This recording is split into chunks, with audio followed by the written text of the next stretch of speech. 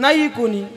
सुखासाठी बायको केली, 1 लाख हॉलवाल्याला दिले, 50,000चे एड्या नगावभर फेटे घातले आणि 8,500ची फुलाची गाडी सजवली आणि ती बायको सजून आणली.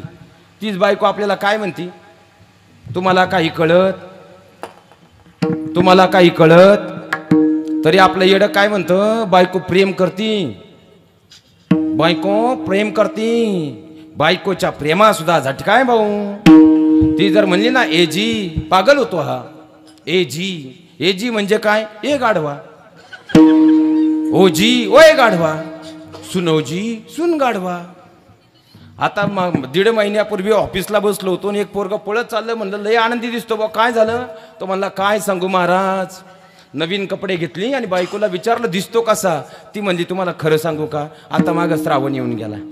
श्रावणात मला गुरुवारी उपवास, रविवारी उपवास आणि सोमवारी उपवास. मी काही श्रावणात खोटं बोलत, मी काही श्रावणात खोटं बोलत आणि तसंही आम्ही खोटं बोलत नाही.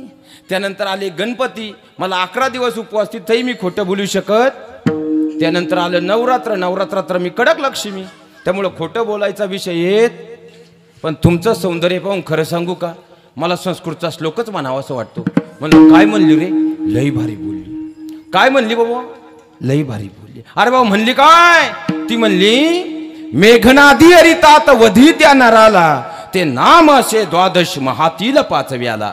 त्याची संहिता जे पुजती अस्तमानी, तैसे तुम्ही दिसता मजला मनी. महाराज संस्कृतचा श्लोक म्हणली, किती भारी बोलली. म्हणलं याचा अर्थ काय रे, मला काय माहित भाऊ. म्हणलं मी सांगतो ऐक.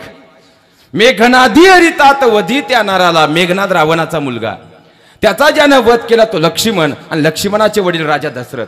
मेघनादी हरितात वधी त्या नराला, ते नाम असे 12 महातील 5व्याला. आता मला सांगा, या राजा दशरथांच्या हातून अनावधानाने जो बाळ मारला गेला तो बाळ श्रावण, ज्या महिन्यात मारला गेला तो महिना श्रावण. त्याची संहिता जे पुजती अस्तमानी, उघडा शतकोटी ग्रंथ. अस्तमानी म्हणजे अमावस्या. आता या श्रावण महिन्यात अमावस्याला कोणता सण येतो, बैल पोळा. त्या दिवशी काय केलं जातं, बैल सजवला, तैसे तुम्ही दिसता मजला मनी. विठ्ठल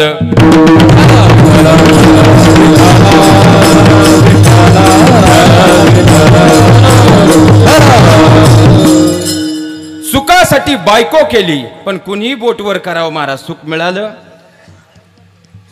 सुखासाठी पप्या जन्माला आला, तोच कॉलनीच्या पुढे गेला का म्हणतो माझ्या बापानं माझ्यासाठी काही केलं. सुखासाठी गुड्डी जन्माला आली, ती 15 वर्षाची झाली. आपण प्रॉव्हिडंट फंड फोडला आणि तिला कॉलेजला पाठवून दिलं.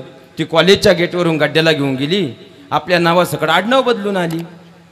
सुखासाठी आता गावाकडे एक नवीन टोळी आली महाराज. आपणही गावाला गेल्यावर कमी नाही राहिलो आणि गावकडची कमी नाही राहिली. आता एक नवीन टोळी आली, बांध करणारी. निम्या गावातले बांध यांनी संपून टाकलेत महाराज. आता कोणत्याही गावात जा, तंटामुक्तीची 90% प्रकरणं फक्त बांधांवरून आहेत.